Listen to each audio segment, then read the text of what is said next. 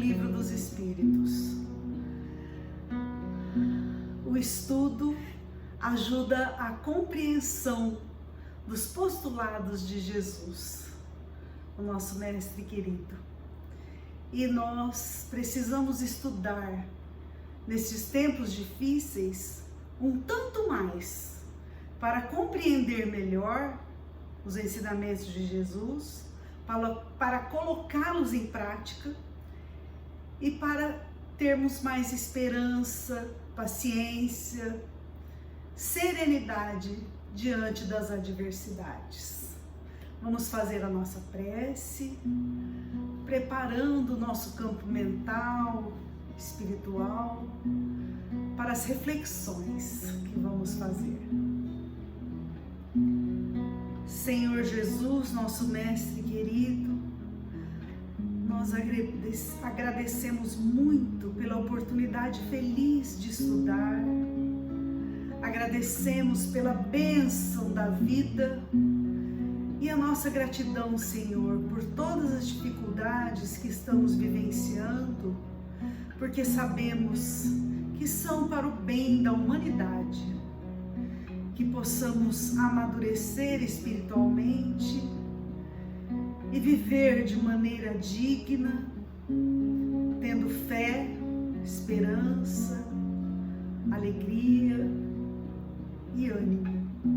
Que a Tua paz, Jesus, esteja sempre presente em nossos corações e que possamos nos esforçar cada dia mais para estudar, para aprender e para colocar em prática os Teus ensinamentos. Sê conosco hoje e sempre, que assim seja. Vamos estudar.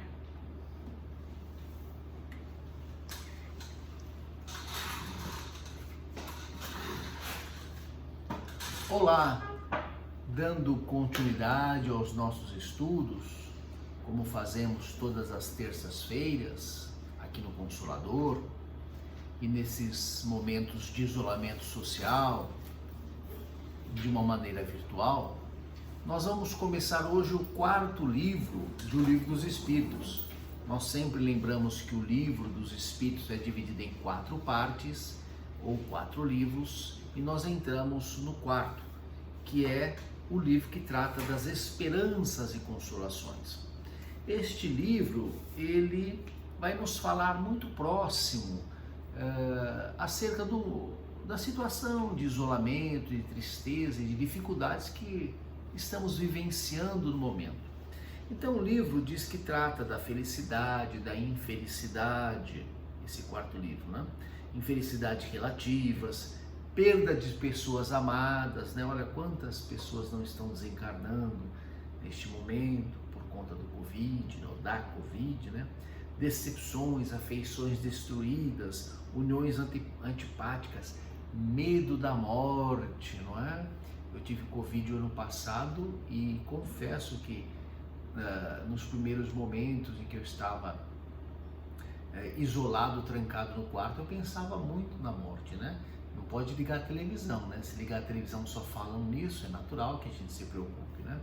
Desgosto pela vida e suicídio. Outro tema recorrente, né? Neste período em que a pandemia tem trazido tantas dificuldades, né?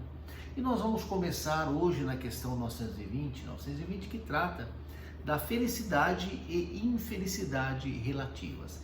Então, este capítulo das penas e gozos terrestres vai nos falar da felicidade, né? No popular, né? Numa linguagem atual, né? Já que ninguém fala de gozos e, né, penas, a gente fala de felicidade e infelicidade, né? E essa seria a forma com que a gente diria este tema nos dias atuais, né? Então nós podemos ter a felicidade plena na Terra? É o que se pergunta na questão 920, né? Eu transformaria essa pergunta na seguinte, né? É possível que o doente lá na UTI, ele possa ser feliz plenamente, né? Completamente? Ou é possível que o preso lá na cadeia, não é? e agora nós estamos vivenciando esse isolamento e muitos estão confinados em pequenos imóveis, sentindo a dificuldade, né, dessa detenção. Então, é possível que o preso seja feliz, né? É evidente que não, né? A Terra é um planeta de provas e sofrimentos, não é um lugar onde nós vamos gozar de uma felicidade absoluta, né? Mas, né, nós podemos ser felizes na medida do possível, né? Na medida do que a vida nos reserva. Dentro dessa limitação, né, a gente pode ser feliz. A gente pode ser feliz porque está respirando sem aparelho, sem estar entubado. A gente pode ser feliz porque está vivo enquanto tantos estão morrendo. A gente pode ser feliz, né, porque não está doente enquanto tantos estão ficando doentes. Então, dentro dos limites da vida da Terra, né, essa vida de sofrimento, de provas, expiações, a gente pode ter essa felicidade relativa, né?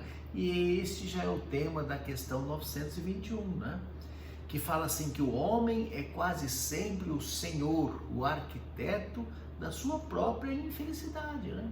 E continua o comentário, né, da questão 921, na verdade a resposta da 921, né, que os nossos sofrimentos nada mais são do que as consequências dos nossos atos. Poderíamos dizer as infrações, né? As punições das infrações que praticamos. Então a nossa felicidade ou a nossa infelicidade, né, é resultado do que fazemos ou que deixamos de fazer. Isso é tão claro, né? Não precisava nem a doutrina espírita falar, a gente devia constatar isso, né? Mas a humanidade é teimosa, né? Nós estamos num pique da pandemia neste momento, né? Hoje é dia 16 de março, amanhã começa o isolamento total na nossa cidade. Por quê? Porque as pessoas não respeitaram as orientações de ficar em casa, né? De lavar as mãos, de usar máscaras, e tivemos essa contaminação exagerada, né? Com altos números de internações, com UTIs cheias, né? Então, o que o texto estava dizendo? Que somos senhores do nosso destino, arquitetos do nosso sofrimento. Estamos colhendo o que plantamos, né? No fundo, toda dor, todo sofrimento é resultado de algo que nós fizemos ou deixamos de fazer, né? Questão seguinte, 922. Nessa questão nós vamos perguntar basicamente o que é preciso para ser feliz, né? Porque as pessoas procuram tantas coisas, como disse Jesus, na porta larga da perdição, né? As pessoas buscam tanto supérfluo, tanta coisa desnecessária, mas afinal de contas, o que nós precisamos para ser feliz? E o texto é muito direto, objetivo e bonito, né? No que tange ao aspecto material, a nossa vida corpórea, a posse do necessário. E com relação à vida moral, a consciência tranquila e a fé no futuro.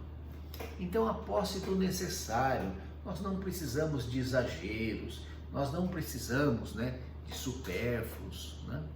Às vezes a pessoa tem mais veículos do que precisa, né?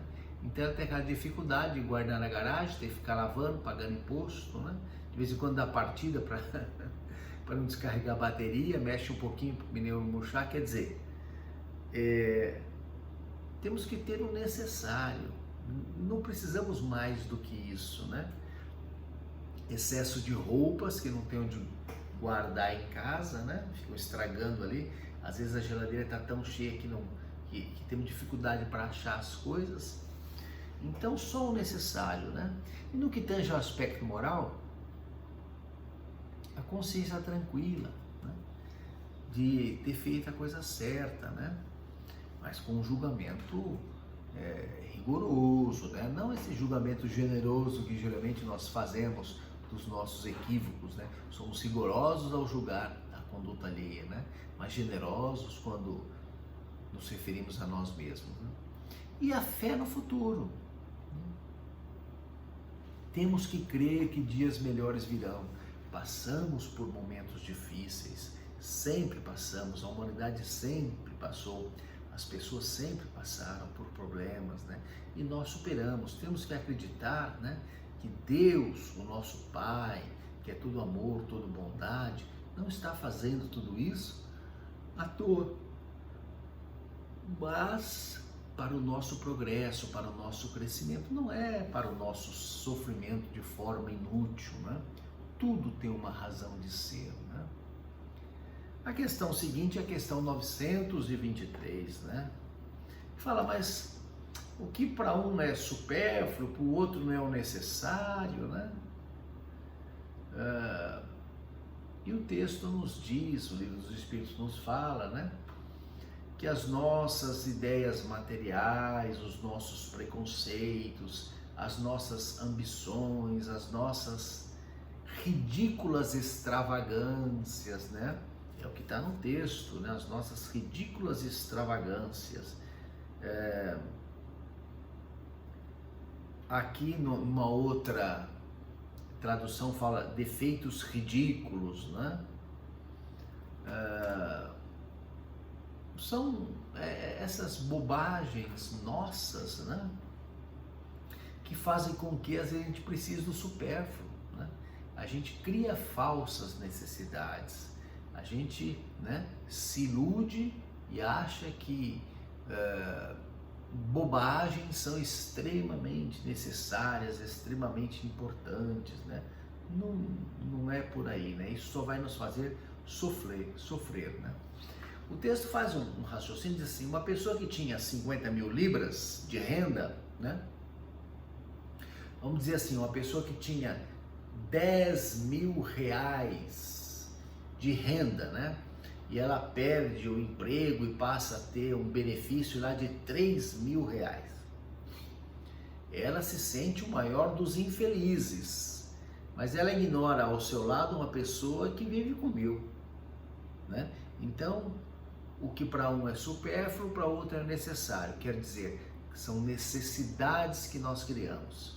Nós criamos falsas necessidades e depois sofremos por causa disso, né? Então, o texto nos convida a termos, né, um critério melhor para eleger as nossas necessidades, né? E se tiver que se comparar, olhar para baixo, para aqueles que sofrem, né? E não olhar para aqueles que estão numa posição mais confortável para a gente sentir inveja ou sentir sofrimento, né? Várias vezes, né, eu já falei nos nossos estudos, porque na verdade nós estamos aí com mais de 10 anos seguidos de estudos de O Livro dos Espíritos do Consolador, acho que 12 ou 13, outro dia eu vi o termo inicial, agora não me recordo, né? Então eu repito sempre as mesmas histórias, né? Mas é porque nós estamos dando o mesmo estudo, né? Um piloto de Fórmula 1, numa entrevista, né, ele disse que estava extremamente infeliz e sofrendo, porque o outro piloto, o concorrente dele, tinha comprado um avião melhor que o dele, então ele estava sofrendo. Enquanto ele não trocasse o avião por um mais veloz, para se sentir superior ao seu adversário, ele não seria feliz, né? Então ele sofria porque o avião dele corria, vamos inventar um número, 500 km por hora, e o avião do adversário corria 800 km por hora, né? São números aleatórios que estou inventando agora. E isso era motivo de sofrimento. O avião corria só 500 km por hora. Então é isso, né? A gente cria essas bobagens, essas necessidades, esses desejos supérfluos e depois sofremos pela falta deles, né? Questão seguinte, questão 924. Há males que independem da maneira de proceder do homem e atingem mesmo os justos. Então, às vezes a gente conhece uma pessoa boa, né, aparentemente justa, e no entanto ela sofre, né? Ela tem problemas. E aí? Né? Aparentemente não fez nada por merecer. Naturalmente que a nossa visão é limitada, nós não conhecemos, na verdade, né, os compromissos daquela criatura. Mas se eventualmente alguém está sofrendo e desconhece a razão, o texto nos convida a que tenhamos resignação. Temos que ter resignação. Temos que sofrer sem murmurar, sem reclamar, porque isso irá nos trazer crédito moral, né? Então, resignação é a palavra de ordem, né? Questão 925, né? Por que Deus favorece certos homens, né, em termos de fortuna, se aparentemente eles, né, não fizeram nada por merecer, né? Mais uma vez, vamos lembrar que essa visão que nós temos, esta fotografia, né, é um flash de um momento, né? Nós desconhecemos toda a existência, toda a vida da pessoa, né? As encarnações anteriores, nós não sabemos. Então, o que a gente acha que é injusto, né, pode não ser, né? E o texto também nos recorda, né, que a riqueza é uma prova muito mais perigosa que a miséria, né? Porque com a riqueza é mais fácil da pessoa cair, da pessoa se iludir, da pessoa se equivocar, da pessoa aumentar os seus sofrimentos, né? A questão 926 fala uma verdade, né? O homem criando necessidades, né? A civilização criando, né, muito conforto, ela não acaba criando também novas fontes de sofrimento, né? Então vamos lembrar a questão da energia elétrica, né? Do ar-condicionado, né? Do celular, da internet, né? Da comida que as pessoas encomendam e ela chega quentinha em casa, né? Antigamente era só pizza, hoje é todo tipo de comida. Enfim, então nós criamos necessidades, né? Elas não podem ser a causa do nosso sofrimento? Claro, aquela pessoa que está acostumada a comer aquela comida gostosa, comprada, né? Quentinha, saborosa, o dia que não pode comprar e tem que comer uma sobra, então, uma comida francesa, né? Restaurant, né? Ou a japonesa soborô. Então ela acha ruim, ela não gosta, porque ela está acostumada com aquela facilidade. Então é isso, nós, né, dormimos, quem dorme, que tem essa felicidade no ar-condicionado, se não tiver ar-condicionado, depois que se acostuma, não dorme mais, cria uma necessidade, né? O texto nos convida a restringir os nossos direitos, os nossos desejos, né? Para que a gente não crie muitas necessidades fictícias, para que a gente não seja, né, o agricultor da planta que vai nos trazer a dor, o sofrimento, né, pela abstinência, né? É como um vício, né? A pessoa tem um determinado vício, por exemplo, o vício do cigarro. Se ela não fuma, ela sofre, né? Aliás, falando do cigarro, eu tive a oportunidade de estudar esse assunto recentemente, né? E segundo as pesquisas científicas, não é conversa de WhatsApp, de alguém que acha, né? Eu, na verdade, estou me referindo a um trabalho de doutorado que eu li recentemente, né? O cigarro não traz prazeres, né? A pessoa acha que o cigarro lhe traz prazer. Na verdade, é a abstinência das drogas, nicotina, alcatrão, que causa sofrimento. Então, quando a pessoa usa o cigarro, ela deixa de sofrer a abstinência da droga, mas não é prazer, né? É uma ilusão, né? Um exemplo crasso, típico, exemplo, né? Exemplo idôneo de um sofrimento que nós criamos para nós mesmos, né? Infelizmente nós fazemos muito isso, né?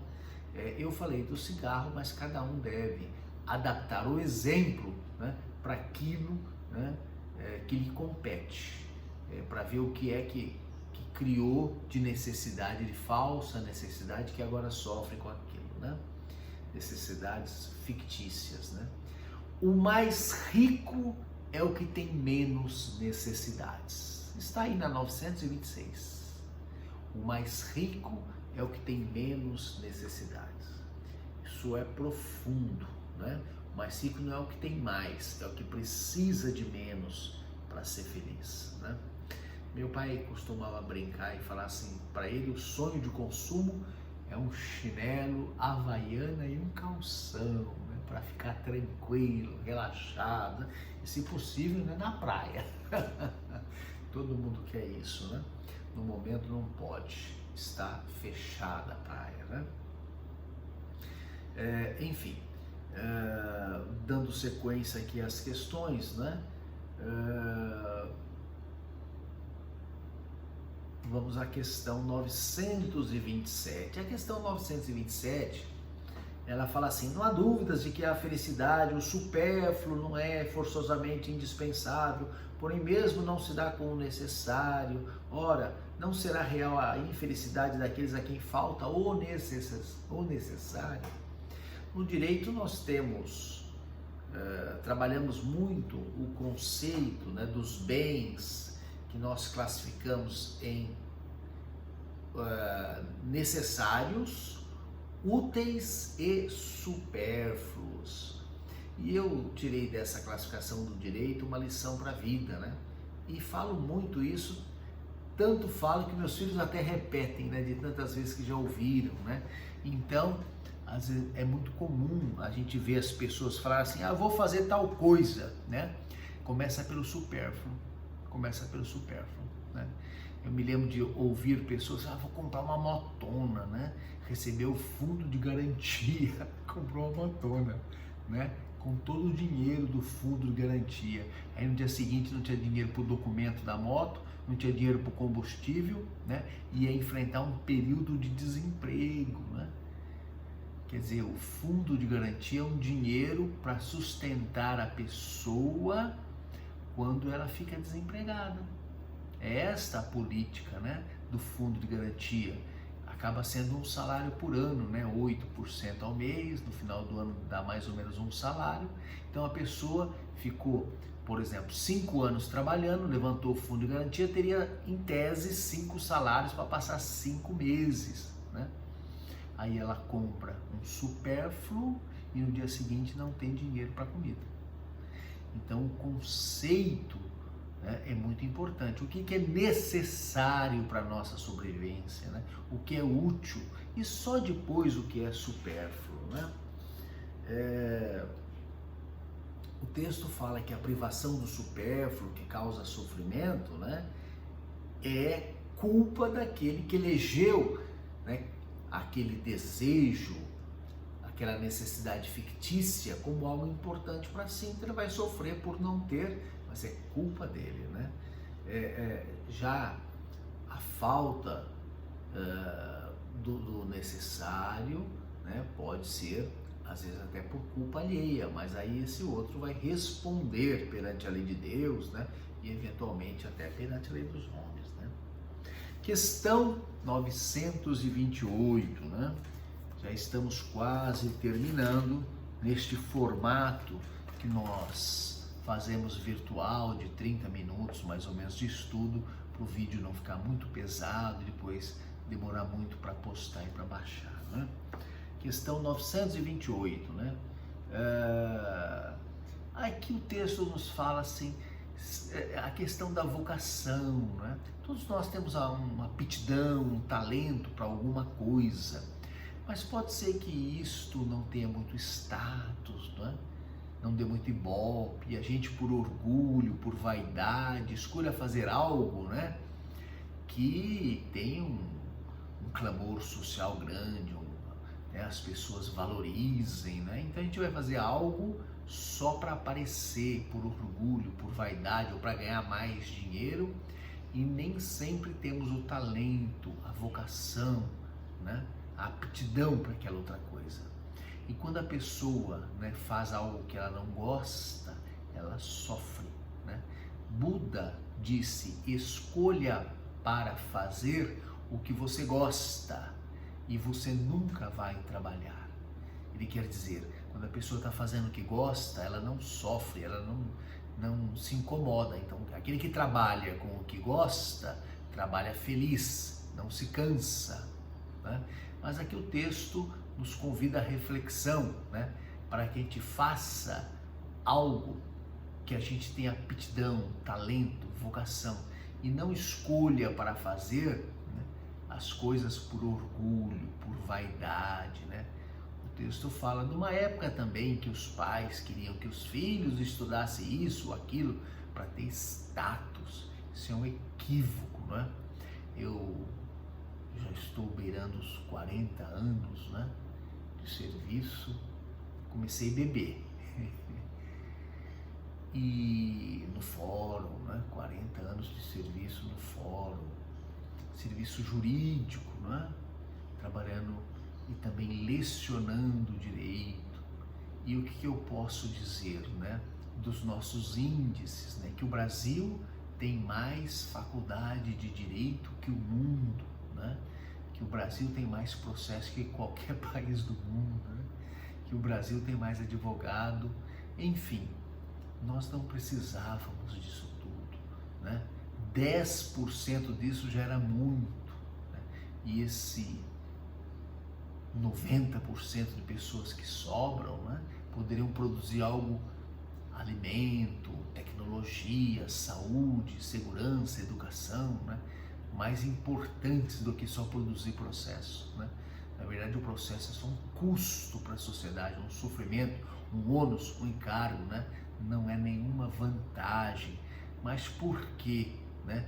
Talvez pela nossa cultura, desde o tempo da colonização, de produzir doutores, né? Uma ilusão e que acaba prejudicando o país, né? Se nós tivéssemos mais profissionais produzindo, né, bens de consumo, tecnologia, pesquisa, né, na área. Nós vimos agora a questão da pandemia, a importância da pesquisa científica, né, para as vacinas, né? Se nós tivéssemos mais investimento nisso aí, sofreríamos menos, né? Questão 928, né? Então a pessoa escolhe algo para fazer por vaidade. Mas agora com a pandemia nós temos acompanhado o seguinte: a pessoa desempregada ou não pode trabalhar por conta do lockdown, do isolamento, então ela vai para casa e começa a fazer algo que ela gosta. Temos visto isso, a pessoa muda, né, de profissão por necessidade, faz algo que gosta. E temos, eu gosto de ver um programa Pequenas Empresas, Grandes Negócios, que passa domingo cedo na televisão. E mostra pessoas lá se dizendo realizadas. Olha, agora eu estou muito mais feliz porque estou fazendo uma coisa que eu estou gostando de fazer, né? Enfim, sem vaidade, né? Sem orgulho, sem status, tá produzindo algo útil para a sociedade e está trabalhando, né? Muito bem. O texto fala: é melhor ser, né, um bom mecânico do que um mau advogado, né? O importante é ser uma boa pessoa honesta, fazer a coisa certa, né? Mas esse raciocínio, um bom mecânico, está no texto, né? O exemplo do próprio texto.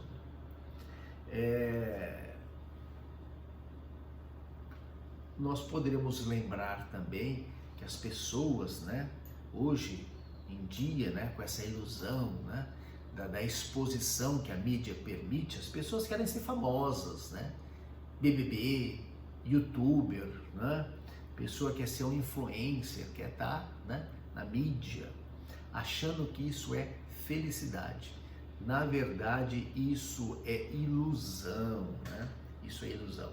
Não há profissão, não há, diz o texto, ofício desprezível. Todas as profissões são muito importantes, né? Todas. Agora com a pandemia a gente vê, por exemplo, o auxiliar técnico, da faxina do hospital, que importância que ele tem para evitar a contaminação. O pessoal da faxina, importantíssimo, né? São eles que evitam a contaminação dos hospitais. Então, todas as profissões são importantes, né? A pessoa tem que trabalhar com orgulho de estar trabalhando, né? Trabalhar não é feio, né? Infelizmente, tivemos uma cultura formada com a colonização, na época em que se dizia que trabalho era coisa de escravo, né? Isso já veio da Península Ibérica, que dizia que trabalhar era coisa dos mouros, coisa dos judeus, né? Na Península Ibérica já se falava isso, né? Os mouros, né? Daí a expressão, o vocábulo mourejar, né? Mourear, né? Alguma coisa assim, que quer dizer trabalhar, coisa dos mouros, dos árabes, né? Isso é bobagem. Trabalho é do ser humano. Todo mundo tem que trabalhar. Trabalho é dignidade, trabalho é importante. Qualquer trabalho, né? Produzir algo bom e ser feliz, né? E para encerrar, né? Na questão 930, o texto diz assim: numa sociedade organizada, segundo a lei do Cristo, ninguém deve passar fome, ninguém deve morrer de fome, né? Infelizmente, a desorganização, o orgulho e a vaidade levam a que tenhamos pessoas passando fome, né? A Andréia, a nossa presidente aqui do Consolador, fica o dia inteiro ao telefone, pede uma cesta para um, pede para outro buscar essa cesta e levar na casa de uma pessoa que telefona para ela, passando fome. É o dia inteiro, pessoas pedindo comida porque estão passando fome, crianças, e ela leva lá uma caixa de leite para as crianças. E olha, é incrível, né? Isso virou uma bola de neve nessa época da pandemia, que todo dia ela fica no telefone, né? E graças à generosidade de muitas pessoas e à bondade de Deus, ela consegue socorrer sem sair de casa, ela consegue pedir para pessoas, né, que não estão vinculadas à caridade às vezes, né, mas tem uma oportunidade de ajudar, outro que não pode fazer doação, mas tem um tempinho livre, uma disponibilidade para buscar, né, buscar uma cesta, uma caixa de leite, e levar na casa de um necessitado e ver as condições daquela pessoa, que é muito importante também. Enfim, mas não deveria ser assim, né? Essa questão 930 fala: se nós seguíssemos a lei do Cristo, ninguém passaria fome, né? Enfim, então na próxima semana vamos dar continuidade a partir da questão 931, né? Leiam o texto, questões 920, porque com certeza ele vai ser mais completo, né? Vai trazer mais informações, né? A nossa exposição é rápida para que o vídeo não fique muito pesado. Tenham todos uma boa semana e que Deus, o nosso Pai, nos abençoe e guarde. Muita paz.